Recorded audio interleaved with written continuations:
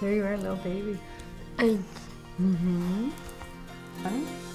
When he was born, he weighed 4 pounds 11 ounces. He was skin and bones, had web fingers, and they started a whole series of testing. We didn't have any kind of clue that Ashley was going to have special needs when she was born, and found out just shortly after she was born that she was going to have multiple impairments. She may not be able to do anything at all for herself, any real meaningful quality of life from what the doctors were saying. We'll put it on. Okay, you finish up and you tell Mommy when you're done. You having fun? Put some over here. What do you think? Do you want to put your pepperoni on? You put some cheese on top after? When Mitchell was almost a year old, I had taken him to a children's hospital where we lived. And the doctor had told me at that time that I was in denial and had a severely handicapped child, and he would never walk, never talk, and I would be lucky to see him blow at his 16th birthday. So, needless to say, the DIC, they've really given him a new quality of life. How are you doing? Good. Just kind of like a team of people that surrounded us to try and meet Ashley's needs.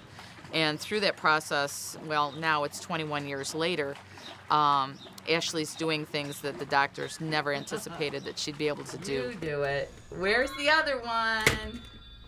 Look up. Look way up. Oh, it's so tricky. I got it. Good job. You did it. You did a good job. Do you want to do your puzzle?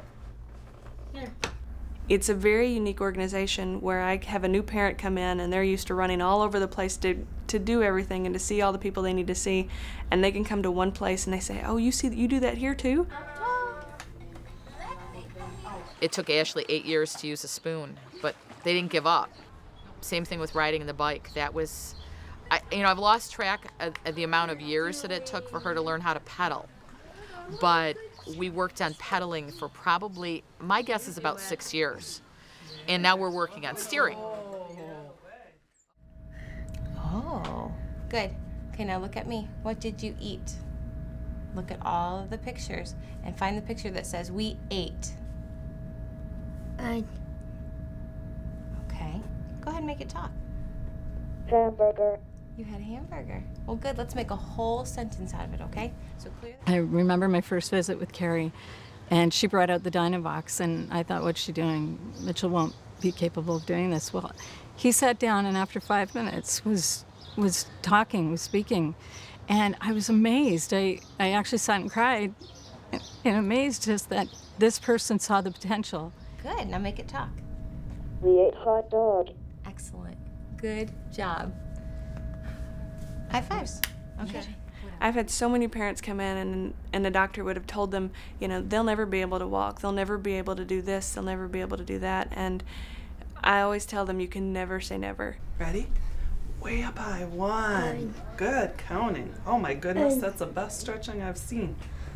3. Mitchell doesn't sleep the night before. The night before he wakes up and we'll say workout, tomorrow's workout. And when we drive in the parking lot, he lets out a screech because he's so excited.